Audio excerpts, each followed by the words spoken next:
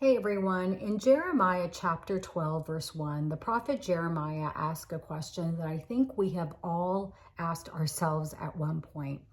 And he says this: why are the wicked so prosperous? Why are evil people so happy?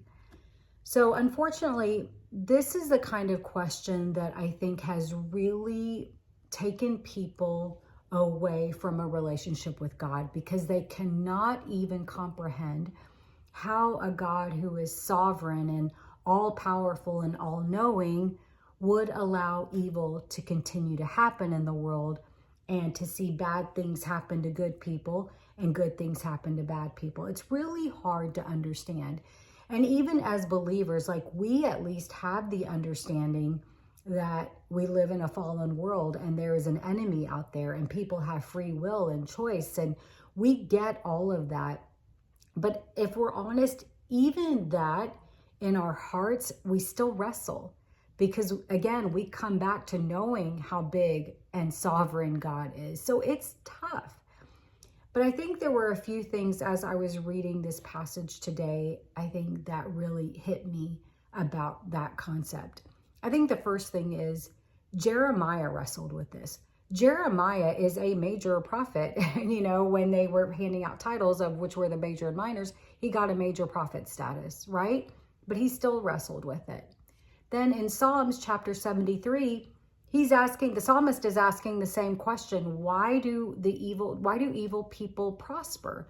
So it's a question that has been around for a very long time and will probably be around until Jesus takes us home. And so it's just one of those things that we may just have to wrestle with. I'll never forget when our worship pastor years ago, when she passed away, it was really tough for all of us to even understand why. Because if there was a godly woman, if there was a worshiper, she was it. And it was hard for us to understand why she had to have cancer and she had to pass away. And I remember that one of our pastors at the time made this comment. He said, I will always carry about the mystery of trying to understand why. He understood that there are some things that we're just never going to understand.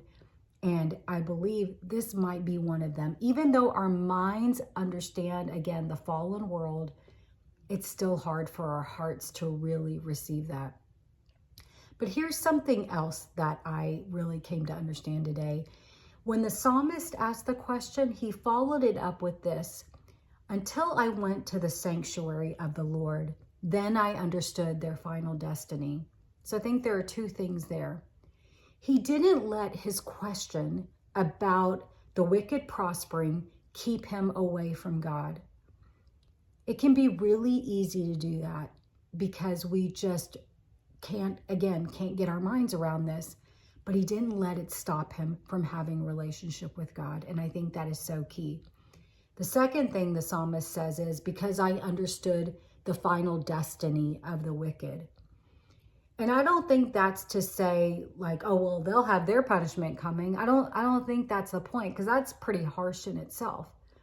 But I think what he's saying is that not the fact that they won't be with God, but it's the fact that we will be, as the righteous of the earth, as people who may not always have everything going right for us here on earth. We know that our eternity is secure with him. So one final thought with this. It's really easy for us to look out and see the wicked, but we have to remember that all have sinned and fallen short of the glory of God, and that includes you and me.